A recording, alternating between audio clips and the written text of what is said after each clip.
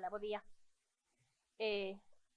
Bueno, eu estou casi tan encantada como María e como Inés, ou moito máis, de que esteades hoxe aquí e de estar con estas 5 mulleres con poder, porque son alcaldesas. O ano pasado comezáramos con 3 mulleres e eu dixen que eran 3 monstruas da igualdade e elas, bueno, por seguir un pouco coa liña do ano pasado, evidentemente tamén o son porque fan política municipalista, que é a primeira a que chega a todo o mundo dende os seus concellos, dende as súas alcaldías. Mais novas, menos novas somos, algunhas que xa levan tempo, outras que son máis, bueno, que xa estiveron e agora volven a estar outra vez, pero que saben o que é. E ao final, eso, mulleres que teñen poder. Está Cristina Cid, que é alcaldesa de Allariz, Marián Ferreiro, alcaldesa de Narón, Paula Silleda, alcaldesa de Silleda, Paula Fernández, perdón, alcaldesa de Silleda,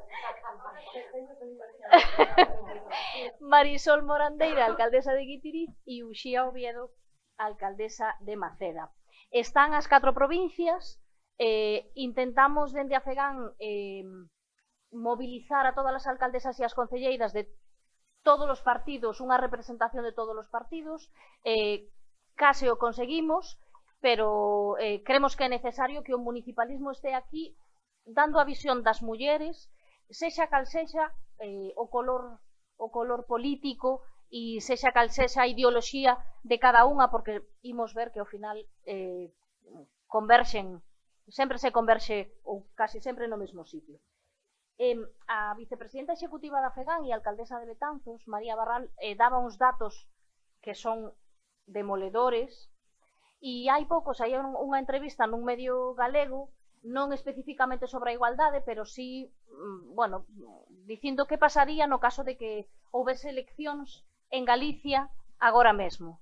E con relación a xente nova, é verdad que eran máis novos, bueno, para min novísimos, pero eran máis novos do que o mellor vai destinado a mocidade esta xornada que entra na adolescencia. Estes eran maiores. Dicía que o 20% de rapaces entre 18 e 29 anos estaban indecisos, pero máis do 40% agora mesmo optaría pola abstención, si agora mesmo houvese eleccións en Galicia. É dicir, hai un déficit terrible, non de igualdade, pero de democracia, e a democracia sen igualdade non existe.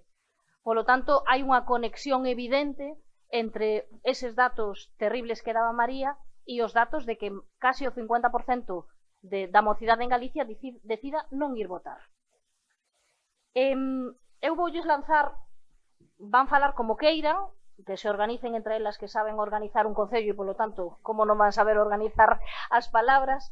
Ao final imos facer unha breve intervención, algunhas preguntas, se fose posible. Eu voulles lanzar unha pregunta. Con estes datos na man, como percibides a xente moza nos vosos concellos con relación á igualdade? Que pensan? Detectades riscos, ameazas e, bueno, que estades a facer? Que boas prácticas, que dicíamos antes, estades a levar a cabo nos vosos concellos para darlle a volta a esta situación que están aí? Eles son o futuro e elas son o futuro, e o futuro non pinta, aparentemente non pinta moi ben. E nada, como de aquí hacia lá, dala aquí, como vos que idades. Vale. Cristina, queres ir ti a primeira?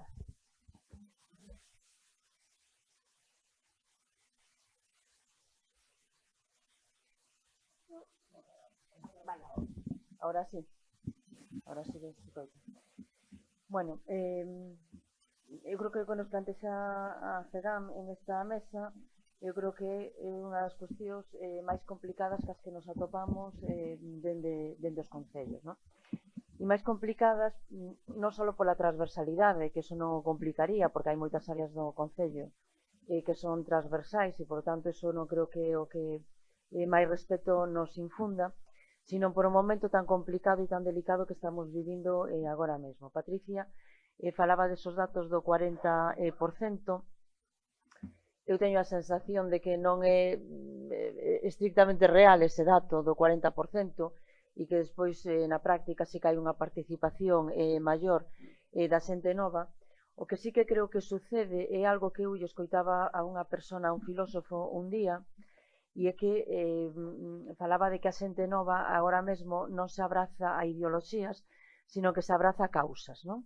E que as causas poden ser moi diferentes e poden estar en un momento, bueno, pois máis en concordancia cunha ideoloxía e en outros momentos máis en concordancia con outra.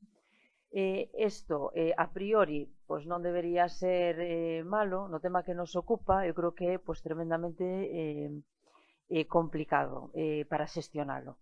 E por que creo que é complicado para xestionalo? Porque as que xa temos máis idade dábamos por feito que estaríamos vivindo unha época ahora que sería a de máis igualdade da historia, nos números, pois efectivamente é verdade, é certo que é así, pero que pensábamos que esos datos só iban a mellorar e nunca iban a ir para atrás, non? Pensábamos sempre que as conquistas que fixeran outras xeracións eran inamovíveis, que eso o que nos permitía era ter xa, bueno, pois unha porcentaxe, unha foto fixa, e a partir de aí que únicamente, bueno, pois o que nos quedaba era crecer, o sea, que a igualdade iba a ir a máis e que íbamos a ter, bueno, pois cada vez maior presencia, maiores cotas de corresponsabilidade, maiores cotas de poder no sentido de, bueno, pois poder facer unha transformación aínda maior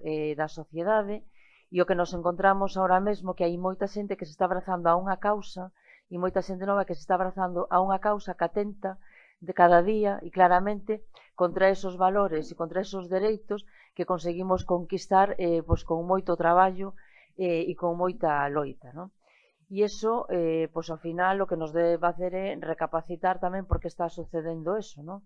Eu creo que eso está sucedendo porque algo tamén fixemos mal, o sea, algo se fixo mal tamén para que eso fora así, e porque, e o que creo tamén é o fundamental, porque vivimos no momento da posverdad. Agora mesmo dá igual a verdad, dá igual os datos, dá igual os números, o que importa é esa realidade paralela, esa verdade que se fabrica paralela, e a que moita xente está disposta a prestarlle oídos, non?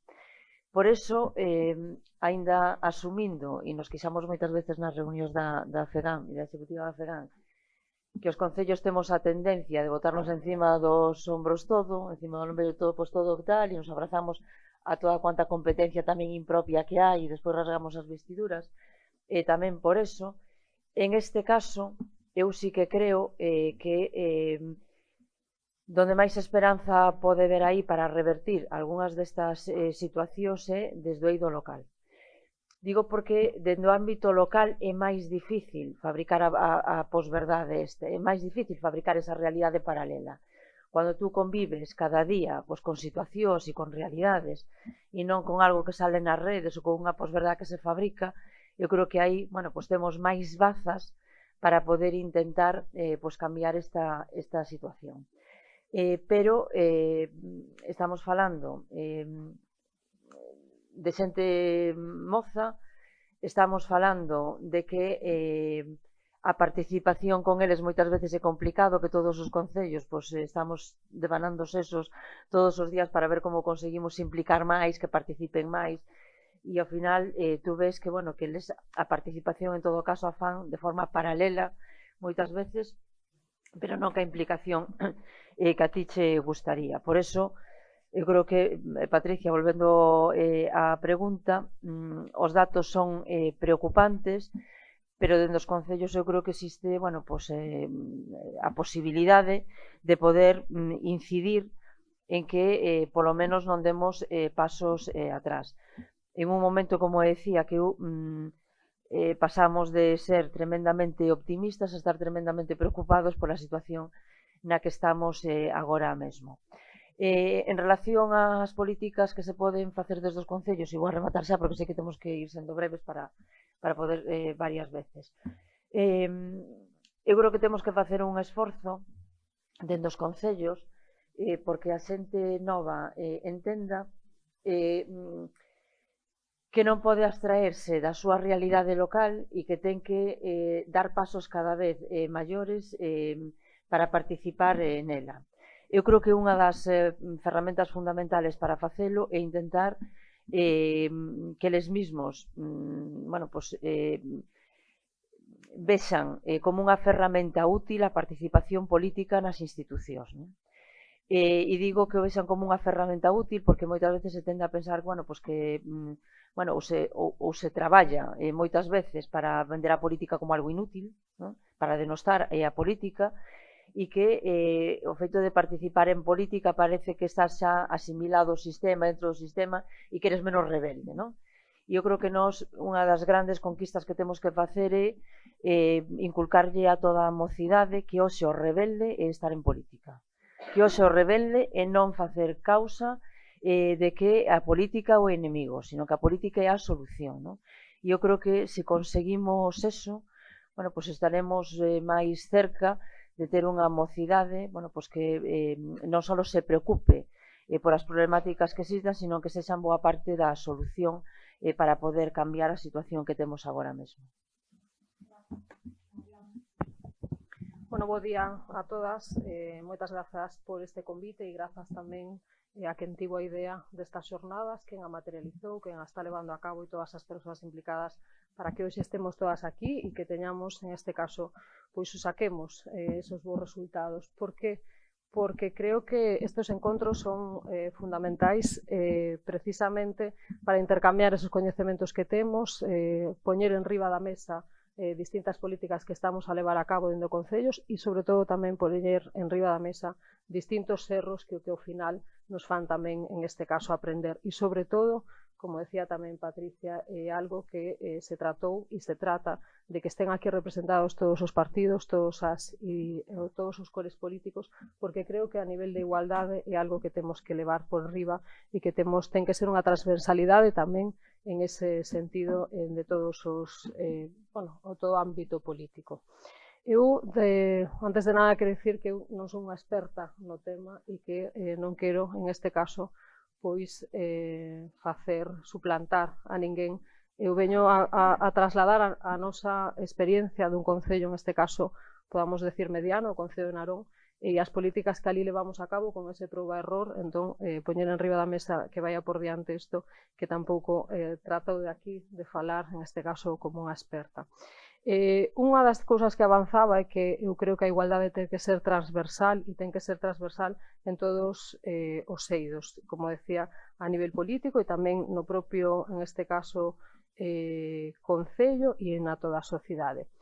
E sí que me gusta o lema inicial, se vedes o cartel, non sei se está colocado aí, pero o que nos pasaban decía mocidade, forza motriz para a igualdade. Eu comparto plenamente, en este caso, pois esa reflexión. Creo que a mocidade ten ese ímpetu, ese impulso, esa impulsión. A mocidade, cando se activa, promete... Falo máis alto que teño pouca voz, non?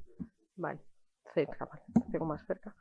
Esos cambios sociais tamén entendo que o fan porque os mozos son, como decía Inés antes, a medio prazo e tamén, en este caso, pois son o futuro, son os que nos indican, moitas veces fan ese efecto de vector de cambio e nos fan cambiar a nós tamén como pais e como nais. Eu podo trasladar, e eu falaba coa directora xeral de tráfico, a miña experiencia persoal, cos meus fillos. Eu vivo nunha casa na que para sair salgo marcha atrás dende o meu garaxe, teño un cachiño máis ainda ata chegar á carretera e eu saía sin eles ter posto ese cinturón de seguridade.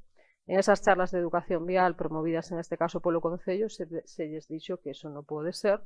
Entón, a seguinte vez que eu fago eso, o meu fillo, 5 anos, me di: mamá, isto non pode ser, que non tal.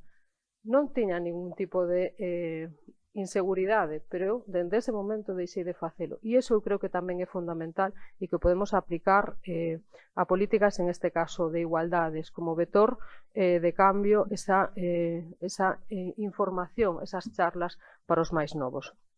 E aquí sí que quero discrepar un pouco, e tamén o digo e analizo porque outra da xornada, outra da nosa parte que estamos a falar é os riscos e amenazas para as mozas, os concellos como garantes de dereitos para todas. Eu sí creo que aquí, eu creo que isto quedase como un pouco grande, é dicir, e explico por qué. Os concellos sí que somos e temos esa condición necesaria e insuficiente para garantir os dereitos. E volvo outra vez que sin esa intervención activa dos concellos non hai unha garantía posible desa efectividade dos dereitos, pero se non interveñen nada máis que os concellos é insuficiente para que se poidan garantir. Entón, teñen que estar implicadas o resto das administracións, Xunta, Goberno, Goberno Central, Deputación, a Escola e tamén o tercer sector, que eu creo que tamén é importante, a labor en este caso que realizan o traballo que fan as ONGs. E a clave non é só o traballo en este caso municipal, senón que é coordinado, creo que co resto dos actores implicados, como decía, na mesma dirección. E preguntaban que podemos facer os concellos como garantes para iso, para esa pequena parte complementaria ao resto das entidades e do resto das administracións. Nós o que fixemos previamente é facer un análise das actitudes que teñamos a nosa veciñanza e fixemos, logo con elas, con ese análisis, nos levaron a redeseñar e a diseñar, primeiro a redeseñar, porque a veces sí que cometemos errores políticas, en este caso en función deses datos.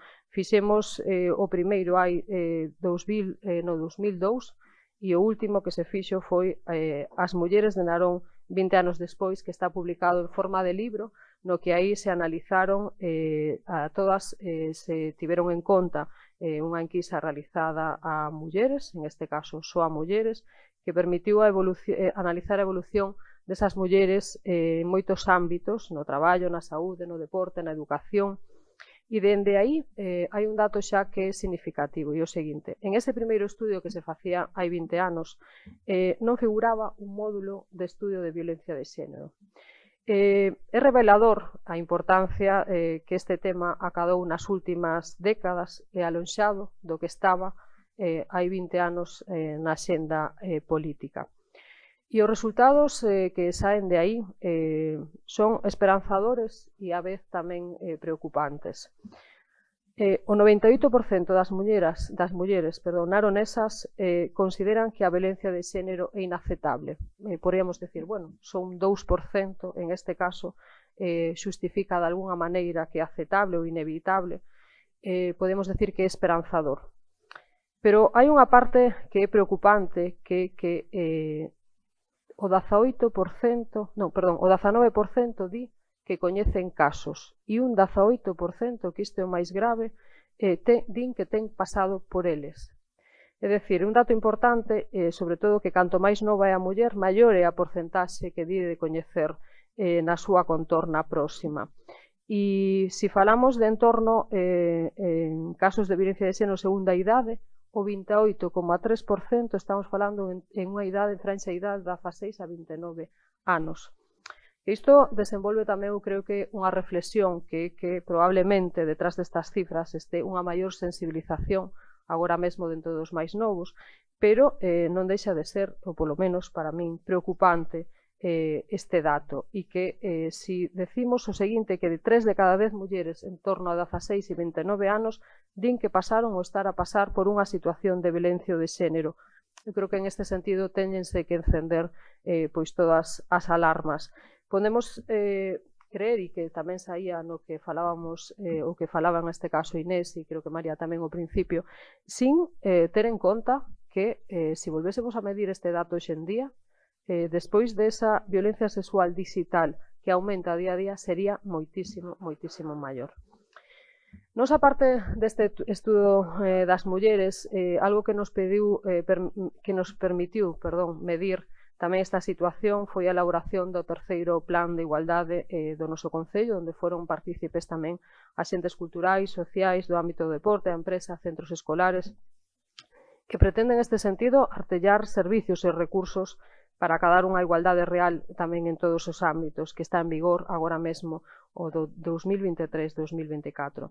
E despois destos distintos análisis e como se saían en esas enquisas estes datos, criamos na necesidade de dotar de recursos actualizados para que a implementación destas medidas que se poñían en riba da mesa con ese terceiro plan que se puidesen levar a cabo tamén dunha maneira integral nos centros educativos, moi importante, pero ao longo de todo o ano, non unhas charlas, en este caso, por decir así, puntuais en algún momento en torno ao 8M, non, senón unha programación, en este caso, a nivel continuado.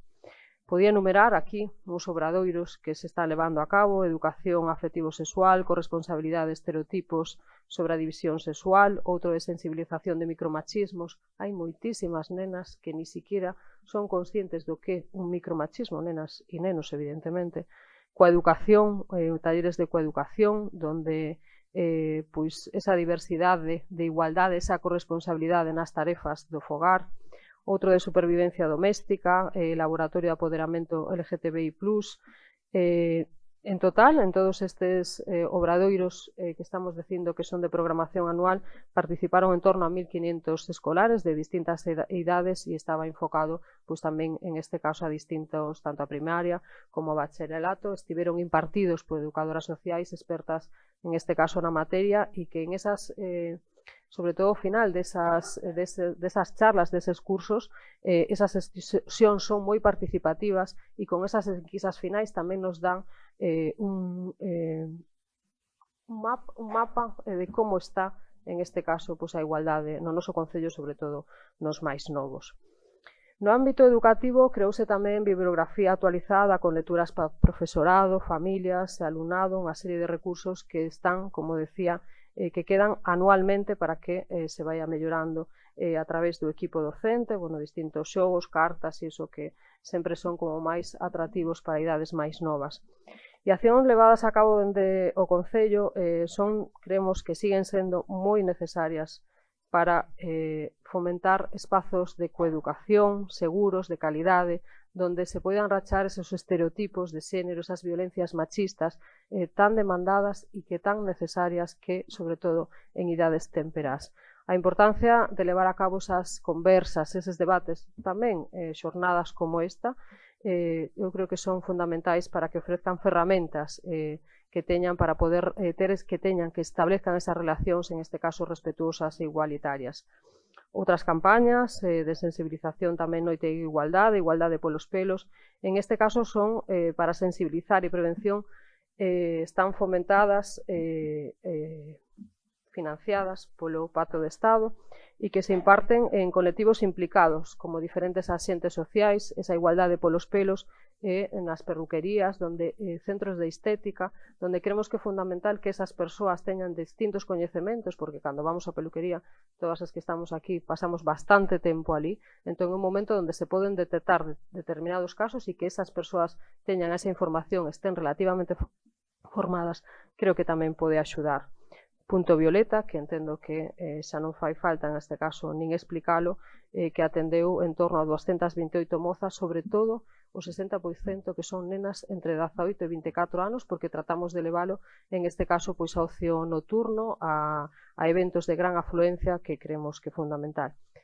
A nivel de transversalidade, tamén en este caso, falaba antes ese exemplo que poña Inés de Frankfurt, nos no plan de urbanismo e temos tamén, que está aprobado inicialmente, pois ese informe con perspectiva de xénero que é tan importante e creemos que en este caso a hora de diseñar as cidades teñen que estar, como ben decía ela, en este caso habilitar determinadas zonas para evitar que sexan máis peligrosas, iluminar unhas máis que outras, facer determinadas actividades que creo que é fundamental dentro de tamén toda esa transversalidade. A nivel de cultura tamén, volvemos outra vez ao mesmo, nos establecemos un festival internacional, o Monólogo Singular, que se alguén quere pasarse por Narón, dende o 7 ao 30 de marzo, hai unha programación na que a inmensa maioría, estamos falando un torno 80%, son mulleres, tanto nas propias son interpretacións unipersoais, tanto en esa propia interpretación como nas compañías, incluso en algunha edición foi o 100%. Tratamos de, en este caso, darlle cabida a esa, fomentando estas políticas nas que teñan ese espacio donde eu creo que tamén teñen moitísimo que decir.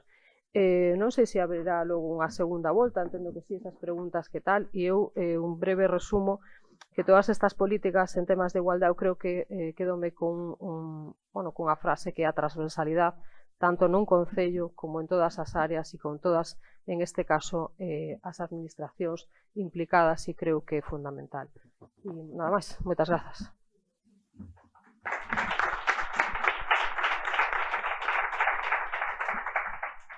Tócame, non?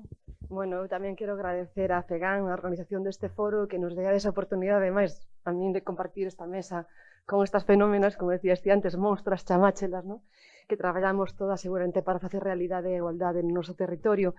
Eu agradezo moito a miña presentación, me encanta que me chames Paula Silleda, porque, non, realmente o digo en serio, porque levo toda a vida, antes de ser alcaldesa incluso, decía eu son Paula de Silleda en todas partes que chamaba, e fora de aquí de Galicia todo o mundo me dice, tes un apelido ben curioso, sí, además de Alto Aborengo, que son de Silleda, non como se fora tal. Así que, bueno, bromas apartes, gracias de verdade por organizalo, e eu sí que vou a empezar dicindo que comparto moito o que dixo Marían, pero creo que unha cousa sí que descrepo xa con ela, así que xa empezamos a isto.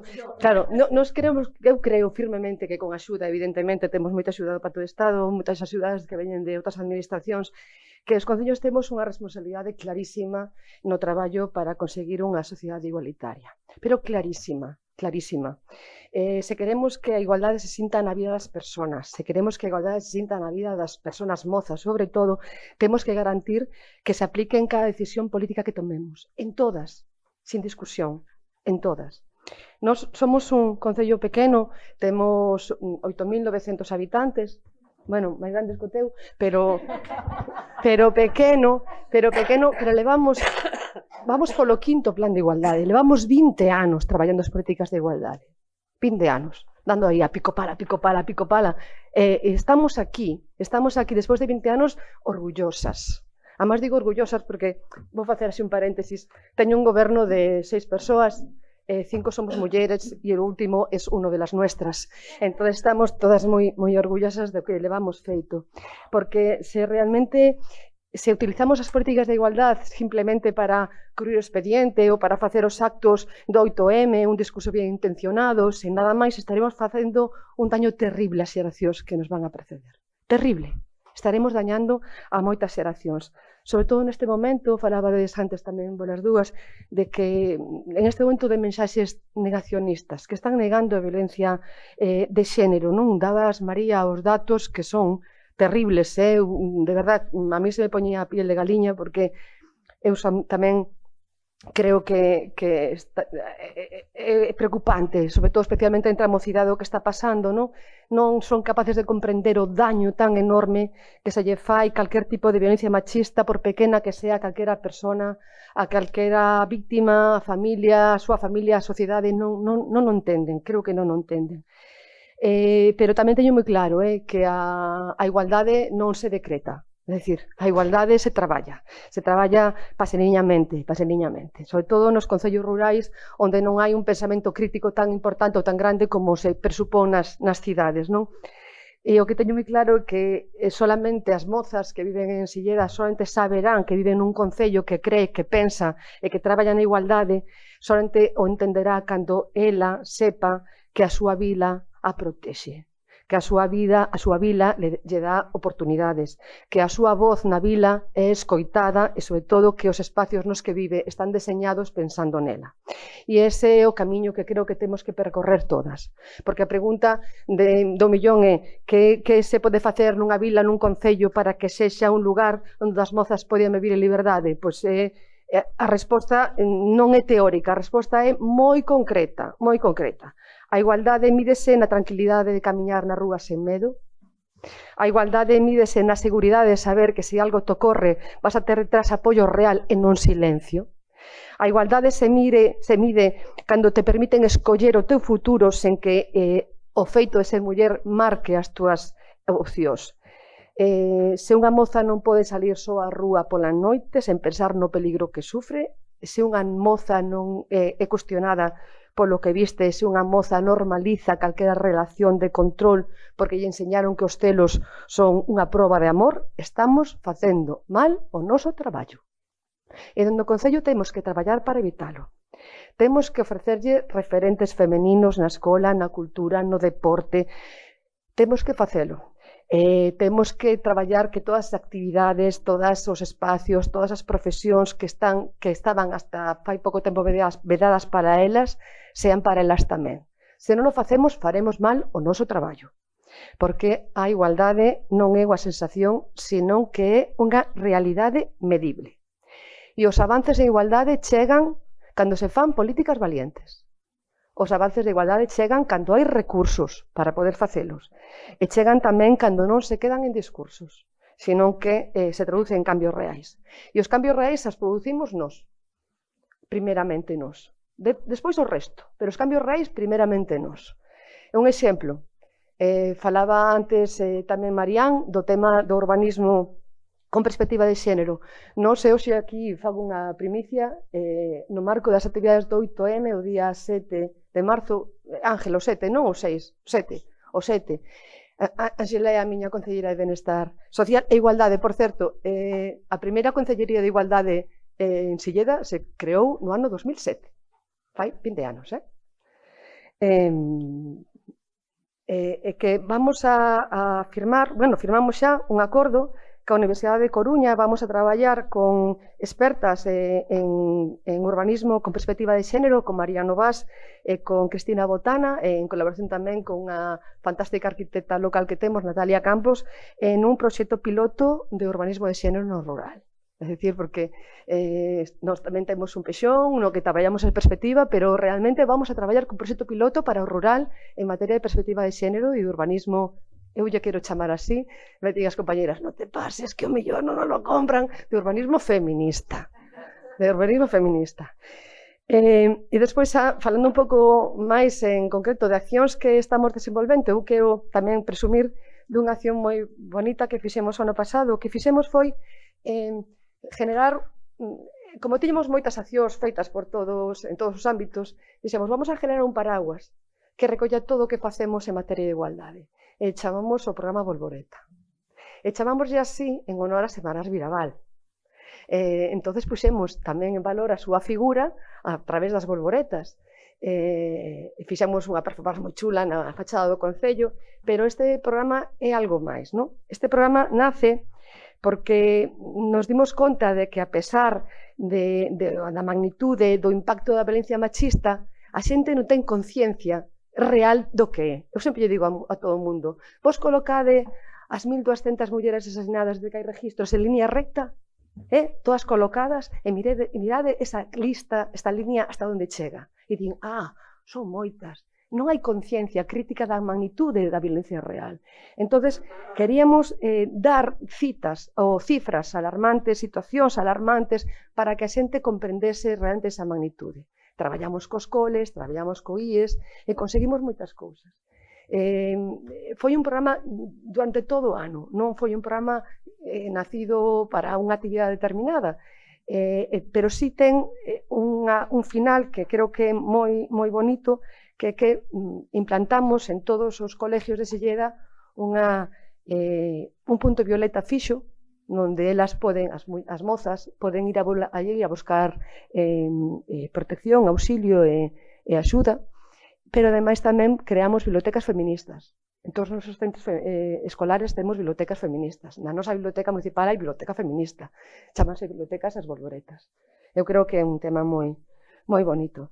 E tamén quixemos poñer en valor as nosas mulleres, é dicir, poñer en valor as mulleres que históricamente son reconocidas xa, as grandes feministas da historia, e demais é fácil porque atopas en moitísimos sitios, pero a xente da nosa casa non. A xente do noso concello non. Entón, puxemos en marcha un proxecto que se chama Invisibles, aí con, entre paréntesis, que son moi visibles, na que estamos cada mes relacionado cun día especial do ano poñendo en valor a unha das nosas. Pois este mes puxemos, por exemplo, en valor a Luz, que é unha rapaza que traballa no cinema, na produción en Madrid. Está lá, pero é das nosas. E iso é bonito reconocelas, non? Porque, é certo que pode reconocer a grandes pensadoras do sentir feminista, pero hai moitas mulleres que fan moitas cousas tamén a pico pala, e que non se lle ve.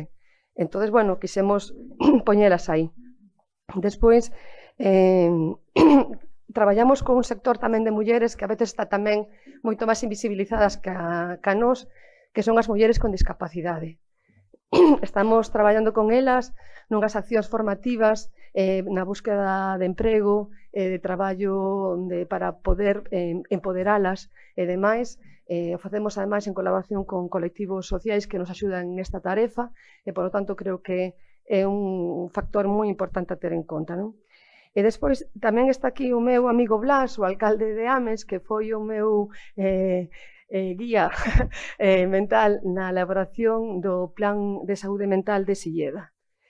Falamos dos estereotipos entre a mocidade, e os estereotipos da mocidade crean moitísima... Os estereotipos que teñen a xente moza crean moitísimas frustracións, crean moitísimas ansiedades, moitísimas inseguridades, non? Hai moitas mozas que non saben se poderán chegar a ser ingenieras por o feito de ser moza, ou hai moitas mozas que a mellor non saben que están á altura dos seus compañeros a hora de facer deporte. Ese tipo de estereotipos genera moitísimas ansiedades, moitísimas dúbidas. Entón, dentro do plan de saúde mental, creamos unha ferramenta que o Silleda acompaña, que é unha ferramenta fantástica que está tendo un resultado estupendo, que a nosa traballadora do CIN, nós temos un CIN con a abogada e con a psicóloga. A nosa psicóloga atende as mulleres con dificultades emocionais e tamén lles dá ferramentas para, non solamente as mulleres que teñan dificultades por problemas de violencia de xénero, sino calquer outro tipo de situación emocional que teñas e che das ferramentas necesarias para traballar nela, non? Entón, bueno, creemos que tamén é moi importante para a xente moza que de feito están acudindo. E xa termino e remato tamén dicindo que temos encima da mesa unha última cuestión que creo que é moi importante e é a creación do Consello da Muller. Nos non o tiñamos creado, tamén creo que somos dos concellos así máis pequenos que teñen un Consello da Muller ahora mesmo, participan as mozas dentro deste Consello da Muller municipal. E o que vai a facer este órgano consultivo é velar para que nós, que presumimos de facer moitas políticas de igualdade, o fagamos aínda mellor. Nada máis.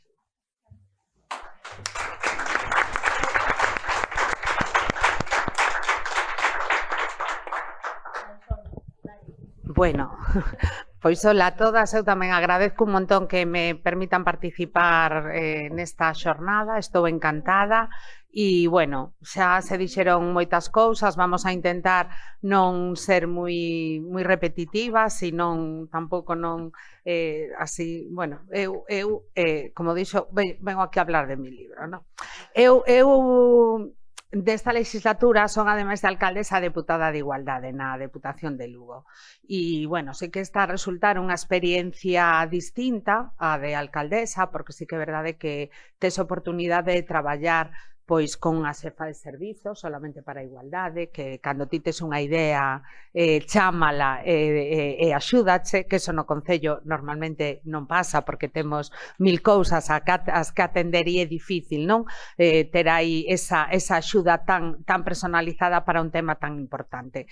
Eu, dende que cheguei á Diputación, a verdade é que me preocupei, bueno, a xefa de servizo é verdade que me transmitiu esa idea de que todos os actos que fixéramos que foran un pouco enfocado á mocidade, por eso me fixo especial ilusión participar aquí.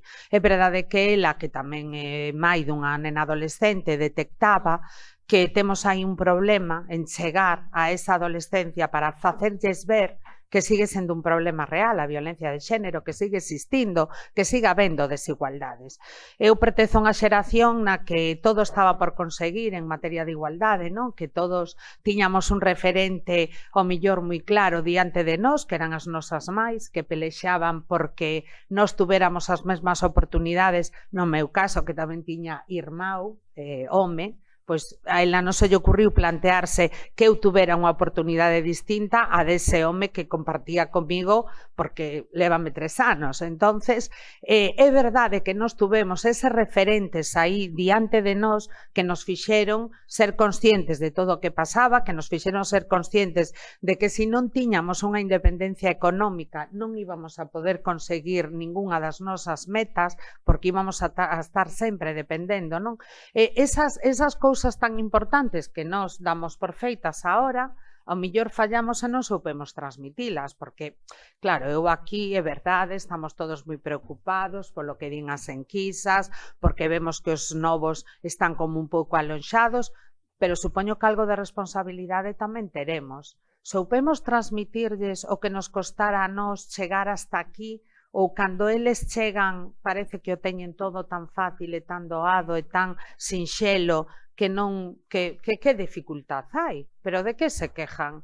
De que se queixan todas estas que teñen todo feito, que teñen todo dado, que encima que ademais pensan que polo feito de ser mulleres incluso temos un plus moitas veces. Eso está nesta sociedade, nesta mentalidade. Unas últimas xornadas que fixemos na Diputación con motivo do 25N, que intentamos que sexan xornadas atractivas para eles, o que falamos aquí, hai que falarlles donde eles están, nas redes sociais. O sea, nós podemos facer unha charla maravillosa con unha persoa maravillosa nun salón de actos, pero van ali e desconectan. O sea, hai que falarlles no seu idioma, o sea, no que eles están continuamente, que son as redes sociais, non? Entón, bueno, intentamos levar xente, eso, influencers, como eles din, non? Esa xente que eles escoitan para que lles fagan monólogos, que dun xeito, con un vocabulario que chegue a eles. E, bueno, de unha última xornada quedeime sorprendida porque os que levantaban a voz para decir algo eran os nenos. De que nos estábamos a queixar as mulleres neste momento? Que temos todo dado, que temos todo feito, que si se nos dá moitas máis facilidades que a eles, pobriños. Digo, pero madre mía, o sea, en que momento deixamos que isto chegara hasta aquí? Como non somos capaces de, entre todos, esa comunidade educativa que ao final conformámola todos, escola, familia, concello? Eu vivo nun concello de 5.200 habitantes, ou se me gustarían a min os habitantes que ten Paula, pero bueno, e é moi fácil identificar, claro, estás en contacto prácticamente con todo o mundo, inda que parezca, identificas facilmente en que familia hai un problema, en que e daste conta de que moitas veces eles mesmos non queren poñelo de manifesto para non sentirse despois precisamente identificados, marcados. Eso sigue sendo un problema. Quero dicir, hai que saber chegar a donde están as necesidades sin que naide do alrededor o sepa. O sea, temos que camuflarnos para ir ali e resolver o problema. Siga habendo moita estigmatización, moita vergoña, pero por que vergoña? Se alguén ten un problema, que suerte ter os recursos, non, para poder solucionalo. Eu entendo que diga algunha das compañeras que asumimos para nós todas cantas competencias salen por aí, porque nos parece que ao final acabamos dando atención temperá, acabamos dando servicio de psicoloxía, acabamos facendo de todo porque nos parece moi importante. Temos alcaldes boísimos, pero que en vez de que sexa unha alcaldesa ou un alcalde cambia moitas cousas nun concello. Que máis aínda cando un concello non moi grande, cando tes ese plus, non, de andar pola calle, de ver o que, pero madre mía, como non hai de puxo aquí nunca unha farola, pero como, o sea, cousas que parecen tan básicas e que ao mellor houbo durante 20 anos anteriores a ti e naide pensou neso. É moi importante que as mulleres poidamos andar pola calle seguras, é moi importante que teñamos todos e cada un dos servizos que necesitamos para, sin desatender as nosas familias, poder realizarnos como mulleres. É dicir, eu quero ser Marisol Morandeira, non quero ser nin a mamá de, nin a muller de. Estou encantada de ser a mamá de ser a muller de ser a filla de, pero ademais de todo eso, quero ser Marisol. E para ser Marisol necesito ter un servicio de guardería, necesito ter un servicio de centro de día, necesito ter un servicio de madrugadores para poder que os nenos queden no... Todo eso que parece que xa nos ven dado a todas, non? Porque que concello... Claro, todo eso son competencias impropias, non son competencias nosas, evidentemente, pero se non nas damos nós, quen non las vai a dar? Entonces entendo perfectamente que non podemos estar solos, que necesitamos a axuda das outras administracións. É imposible, estes días que non se fai máis que falar de financiación autonómica, onde está a financiación local? ¿Dónde está, por favor? Porque todos, independentemente da nosa ideoloxía, todos temos unha opinión estos días acerca de se as comunidades están ou non ben financiadas. E os concellos, quen fala da nosa financiación? Quen fala de como nos chegan os recursos? Quen fala? O sea, entonces, eso todo é moi importante e eso todo tamén é necesario para a igualdade. Nós non podemos facer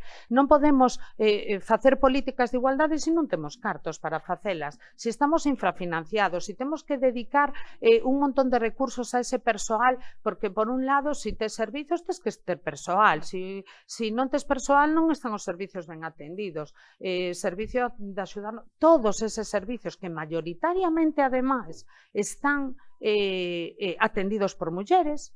Eu teño centro de día solo mulleres, pais solo mulleres, servicio de axuda no fogar solo mulleres, o sea, é que todo é que se non hai transversalidade non existe a igualdade.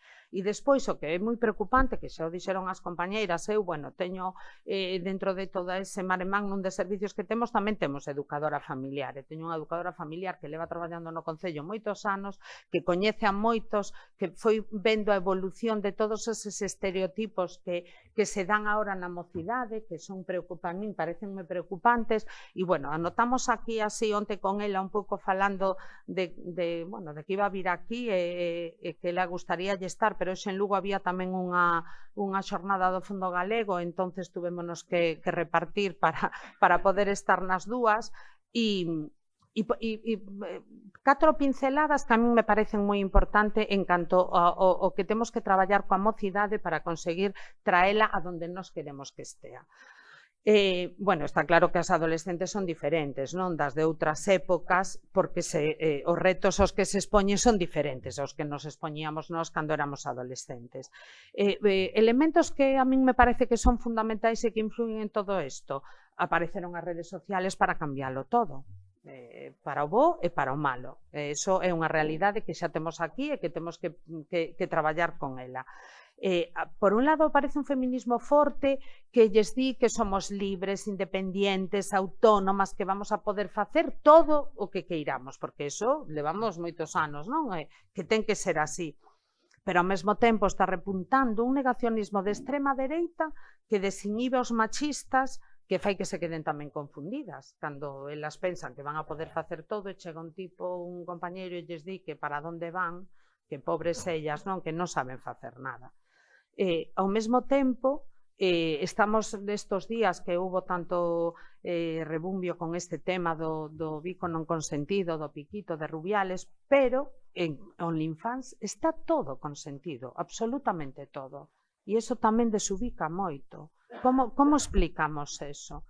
Que exista unha plataforma, unha aplicación, non sei moi ben como chamarlle, isto do OnlyFans, que parece que é legal, que naide pon freno a nada de todo eso, pero claro, que evidentemente un bico non consentido hai que denuncialo, porque non é consentido. Entonces, eu creo que eso tamén crea moitísima confusión aos adolescentes, non son capaces de entender todas esas cousas.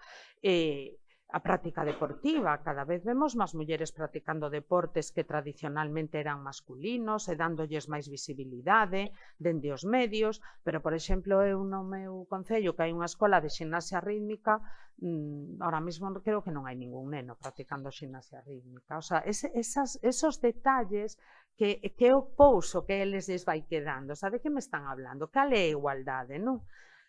Bueno, nas aulas que, bueno, pues a miña educadora intenta traballar moito con eles, pues comentábame que se ve un funcionamento de grupos tradicional 100%. Cando se aborda o tema da violencia de xénero ou da igualdade, hai sempre un grupo aí de mozos dominante que intenta ocupar ese espacio, non, para a conversación e que está permanentemente á defensiva. Eso vexo eu nas xornadas que organizamos, o sea, sempre a la defensiva. A ver que veñen estas aquí xa a contarme e a decirme, que me veñen aquí a este espacio meu que eu tiña tan acotado para min. Ese tamén está sendo un problema nas aulas. Falo de aula de instituto, de nenos de ESO, de bachiller, que é no que traballamos nós con todo isto. E ademais, bueno, eso xa o dixemos, está claramente na sociedade, cada vez existen máis consignas negacionistas, que antes parecía que era unha vergoña, non decilo, que tiñan un pouco de vergoña decilo públicamente, pero que ahora ningunha, o sea, ahora ao contrario, o que se atreve a decilo, pois é o máis importante e é o que está mellor, non? Tamén temos povos cada vez máis multiculturais e con poboación nómada que non logra tampouco un arraigo, unha integración real. Eso tamén está influindo nos nosos modos de vida. Eles veñen de outros lugares, teñen outras metas, a mellor outras, bueno, por suposto outra educación, outra cultura, todo distinto, e iso tamén en certa forma tamén influye, porque ao final chegas aquí, se te intentas integrar, bueno, eu creo que tamén eso tamén está influindo. Bueno, eu no meu cole ainda onte o director pois falou, sacábanse matricular 2 nenos marroquíes, todo eso tamén hai que xestionalo e hai que ver como lles falamos a eles de igualdade, en que medida lles falamos de igualdade, non tamén. E bueno, outro rol que se perpetúa é o de participación. Responden moito mellor a nivel individual que colectivo, como colectivo visible. Ti cando vas a un sitio e lles dis que che digan algo, cando están todos xuntos, ai, eu non digo nada, que vergüenza, a ver, que eu non quero pronunciarme, que non quero que despois me señalen polo que me vou a pronunciar. É verdade que despois individualmente, cando nós traballamos con eles e cando intentamos individualmente responden mellor, e cando chegas a eles, sí que é verdade que reportan, non? Pero como colectivo sigue costando moito chegar a eles, siguen tendo medo de pronunciarse. E bueno, despois pois cousas que siguen perpetuándose, estereotipos que siguen perpetuándose, que é imposible, non sei, a min ás veces pareceme imposible salir deles, pois as mozas son moi xulgadas cando se mostran víctimas ou cando teñen problemas de saúde mental, o que falábamos agora, que eu creo que tamén a pandemia non axudou, que saliron de aí con moitísimas cousas que procesar nas súas mentes, que era moi difícil e que bueno, que ao final moitas non o din precisamente por ese temor a sentirse xulgadas. É moi importante. Nós nos concellos sí que temos ese acceso máis directo, non? A poder axudar. Nós tamén temos ese servicio de psicoloxía, non solamente para a violencia de xénero, sino para todas estas problemáticas que moitas veces pois non se detectan noutros ámbitos, pero que sí se poden detectar nas aulas ou no ámbito máis pequeno de actividades de outro tipo, non?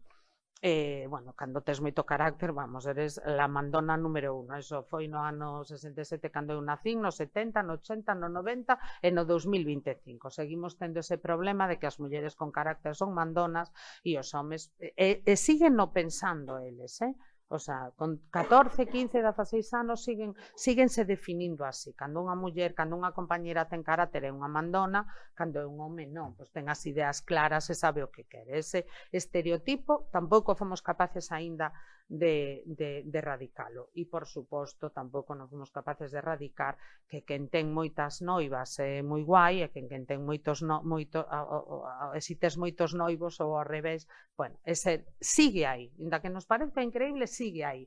Entón, temos aínda moito que traballar. É verdade que dende os concellos estamos moi cerca, que podemos axudar moito, que necesitamos axuda das outras administracións, tamén todos e todas os temos claros, e eu creo que transversalidade total e absoluta. As políticas de igualdade teñen que ser transversales, tanto na colocación dunha farola como na contratación de unha empresa que vai a facer os campamentos de verán, como en calquer tipo, en calquera cousa que se che ocurre para contratar un servizo ou unha opción para o teu concello, a igualdade ten que ser transversal, porque senón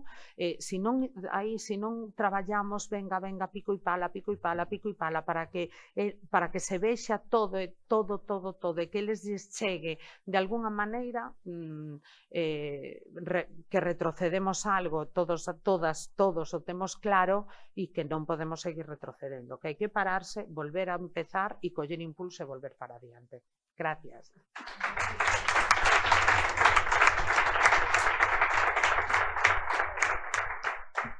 E xa rematamos con Uxía e logo moi pouco tempo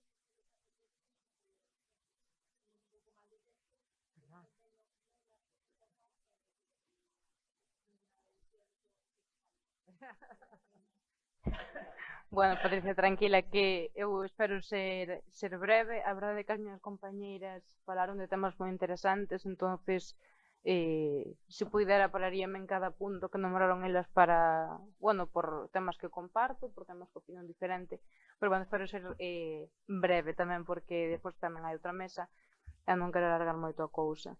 Eu primeiro que quería dar as gracias á organización, primeiro por organizar este acto, porque sempre está ben, como dicía Inés, que haya momentos onde podas explotar a burbulla e falar entre nós, porque ao final, pois, sexa en Silleda, que teñen 8.000 habitantes, ou Maceda, que somos 1.800, pois temos moitos problemas similares, non? Está ben compartir e poder, pois, falar dos nosos problemas, sobre todo tamén sendo alcaldesas.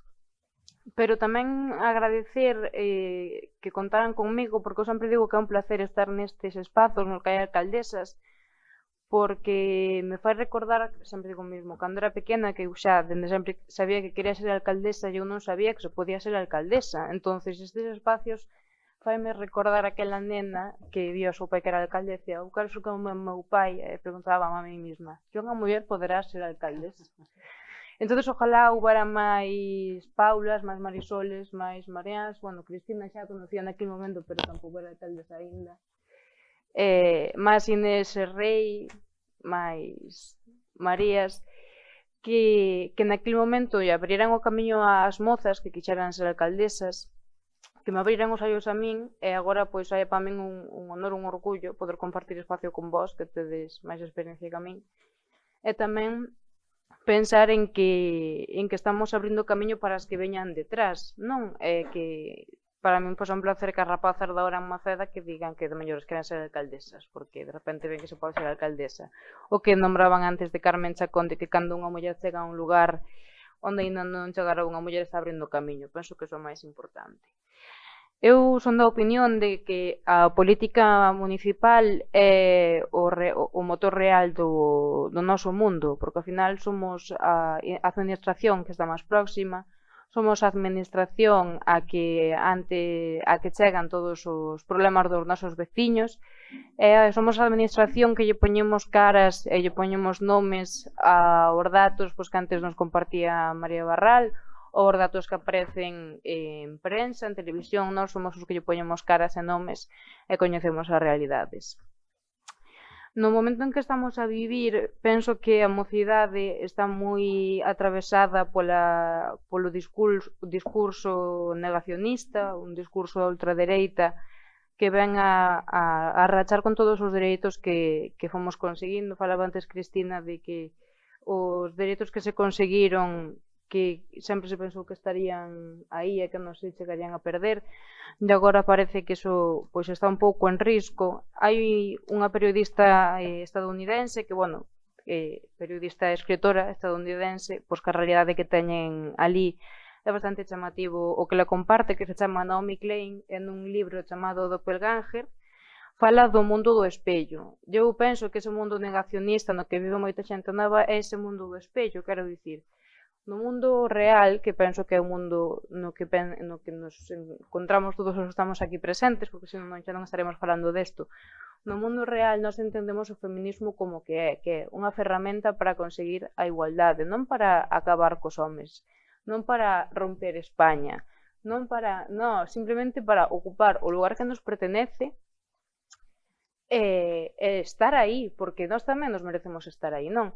Sin embargo, nese mundo do espello que vive esta xente que está atravesada por este mensaxe negacionista, eles poñen esa cara de sorpresa que nós poñemos ao ver os datos de María Barral. Non sei se me estou explicando, non?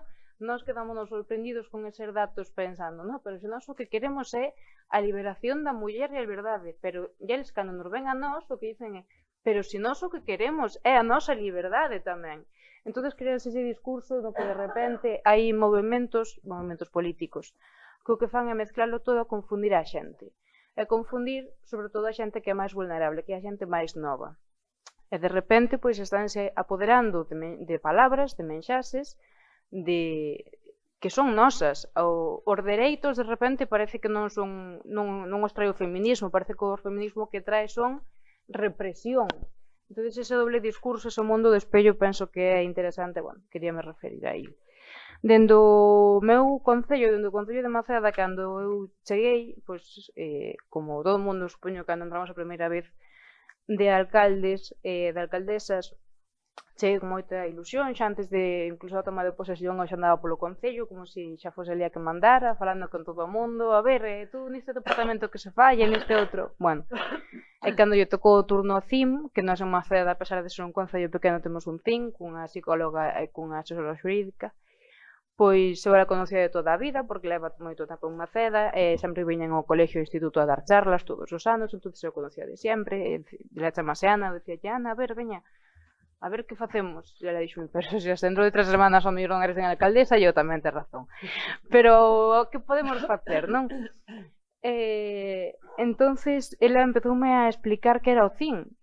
Cando acabou de explicarme que o CIN nos entornos rurais atende a todo tipo de mulleres en situacións de desigualdade, entendendo o feito de vivir nunha zona rural, nunha zona despoboada, como xa un feito de desigualdade, é dicir, calquer muller de Maceda podería ser tratada no CIN, pois estábame explicando eso, non? E dicía eu, pois eu penso que a xente da miña edad non ten moi claro que podamos vir ao CIN a falar dos nosos problemas, non?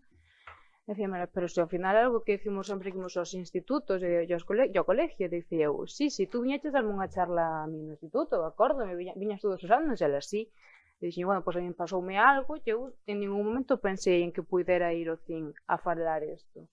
Igual que me pasou a min, que hai máis xente que lle está pasando. Entón, volvemos a comezar a pensar en recuperar esas charlas que se daban cando estaba no instituto, nos centros de ensino, no colexio foi máis sencillo, pero sí que no instituto sí que se viu eso que comentaban as compañeiras, e o que comentou do mundo do espello, non? Que cando estaba a psicóloga do CIN explicando que era o servicio do CIN, explicando en que casos se podía ir, pois os mensaxes dos rapaces eran Viva España, os mensaxes dos rapaces eran pero se as mulleres xa tedes todos os dereitos adquiridos, non podedes ter máis dereitos, pero se vos estades aproveitando da sociedade co tema de que sodes mulleres, é claro, iso a ela afectoulle moito, porque pensaba que estábamos máis adentro do que estábamos, a min tamén. Penso que seguir traballando aí é importante para que isto non pase.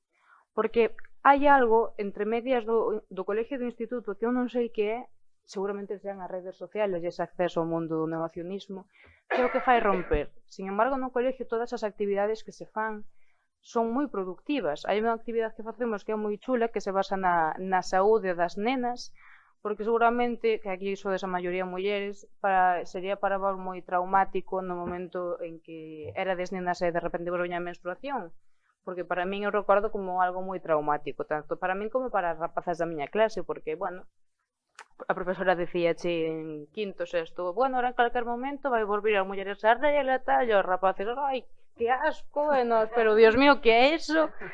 Entonces fais unha actividade que é moi chula, que vai un equipo especialista neses temas, e que as rapazas de quinto e de sexto fan, bueno, que as clases de quinto e de sexto fan 2 charlas.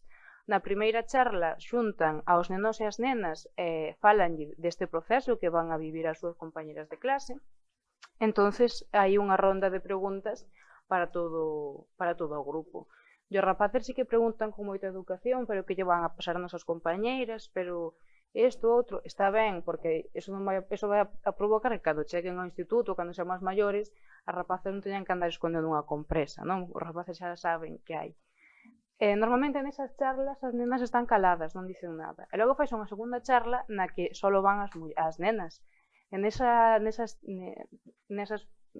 charlas moitas nenas preguntan, ábrense, e descubrimos que teñen moitos medos que se non fora por esas charlas non se habrían respostado. Eu tuve moitos medos nese momento que nadie me pudo respostar. Entón é fundamental o traballo que facemos nese ámbito os concellos con este tipo de charlas que ao final, máis alá de ser unha charla, porque hoxe vimos na TikTok, a xente non atende máis dun minuto e medio,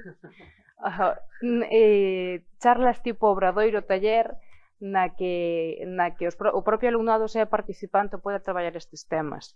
Outra actividade que tamén se fixo ano pasado que foi moi interesante foi por unha petición do instituto, do profesorado, por un tema que tamén está moi de moda, e penso que é unha moda que está ben que este de moda porque hai que falar dil, que é o tema do porno, o tema do OnlyFans, o tema do consentimento, basicamente. E é que realmente as rapazas, mozas, e isto sí que me dá medo, porque seguramente todas nalgún momento estuvemos aí, é moi fácil estar aí, perdemos o límite de que é consentir e que é ceder. E penso que é moi importante levar a cabo políticas desde os concellos, obradoiros, talleres nos que as nenas vexan, as rapazas, as mozas, que o porno non é o mesmo co sexo, que ceder ante algo non é consentir, que xa non son micromachismos, senón son macromachismos, son agresións que te están facendo, agresións sexuais, que moitas veces é moi fácil estar aí e non darte conta,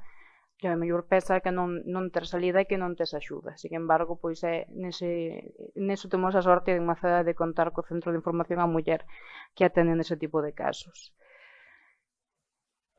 Bueno, creo que basicamente que fixen así un pouco un discurso un pouco lioso porque quería resumir un pouco todo o que facemos no Concello de Maceda, pero bueno, eu penso que o importante é tratar de distintos puntos, o sea, que o feminismo é algo transversal, que se trate de diversos, desde todos os ámbitos do Concello, que sempre este aí, porque ao final ten que estar, e que tamén dentro das actividades que se fan cos centros educativos moitas veces é máis doado abordar estes temas sin que o propio alumnado se dea conta. Nos agora para este 8M pois vamos a facer unha actividade cos alumnos de plástica que van a, tratando o tema do grafiti, van a pintar os pasos de peóns con lemas feministas.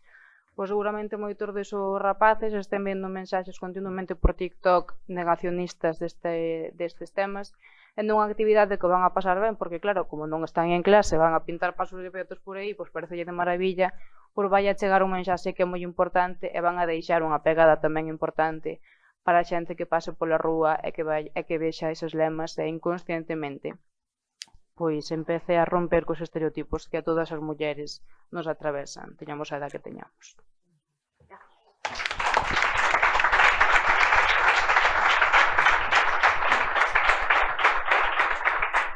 Bueno, imos fatal, si podedes unha pregunta e se non hai pregunta, pois imos ao café e logo retomamos coa segunda mesa. Unha pregunta? Alguén? Pois veña, unha. A ver si nos minutos que tal. A ver, eu quería facer algún... Non se me escuta ben?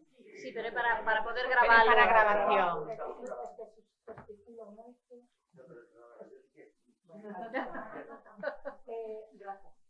Bueno, quería, primeiro agradecervos tanto a FEGAM como, en este caso, as relatoras que están nesta primeira mesa, a vosa participación.